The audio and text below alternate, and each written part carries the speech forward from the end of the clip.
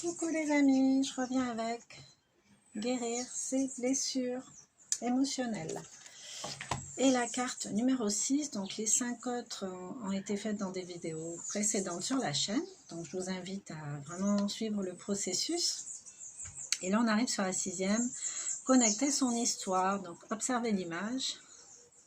Le bébé, le jeune enfant, le presque ado, l'adulte. La personne mature et le vieillard, donc le cycle de la vie. Je vous lis la carte. L'une des étapes importantes du processus de guérison est de se connecter à sa propre histoire. Cela signifie que nous devons comprendre l'histoire que nous nous racontons à propos de l'origine de nos blessures. Les faits qui ont créé cette souffrance, peut être la source de la souffrance. Parce que la maladie, c'est le symptôme en fait. Ce sont les symptômes qui ressortent dans le corps, mais avant ça, il y a eu un impact émotionnel à un moment donné.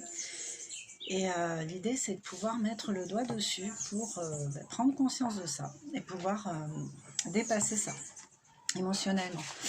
Donc, là, nous avons le petit livret avec.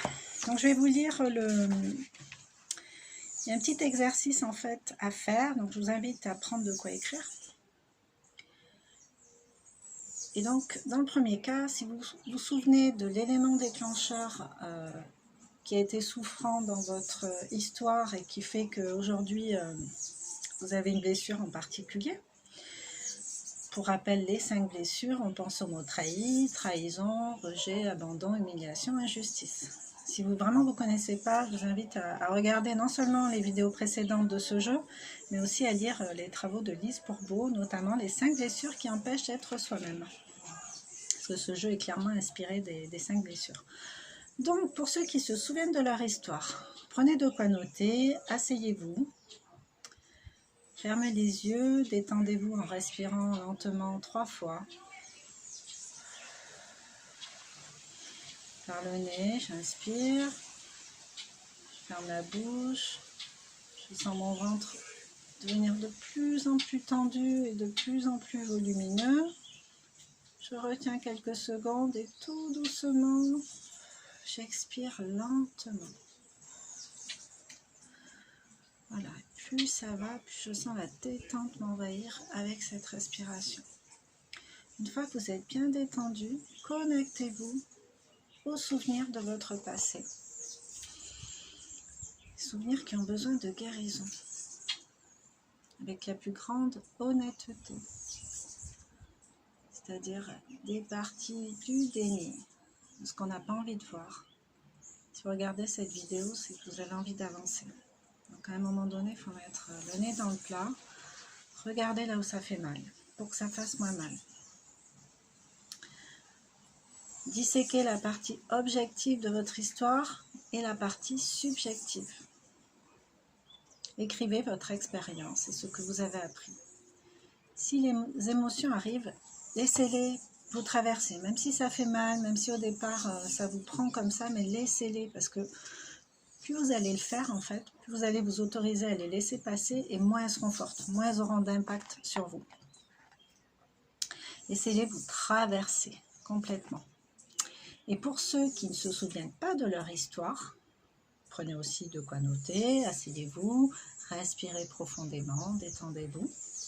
Et imaginez ce qui a pu se passer pour expliquer votre blessure. Ne cherchez pas à différencier vos souvenirs vrais de ce que vous êtes en train d'imaginer de cet événement. Notez tout ce qui vous passe par la tête. Si des émotions arrivent, pareil, on les laisse passer, on les laisse vibrer. Et donc en carte ressources est sorti les auto-sabotages. Donc je vous lis la carte. Je mets la conscience dans mes pensées, actes, habitudes. Je me donne l'amour de manière inconditionnelle. L'amour inconditionnel, c'est l'idéal, hein? Déjà pour soi. S'aimer vraiment sans condition, pas à condition que, pas si, ça, si. Non, c'est s'aimer tout simplement, s'autoriser à ne pas être parfait, à avoir des blessures, à avoir mal agi, à avoir fait de la peine. causer du préjudice à d'autres.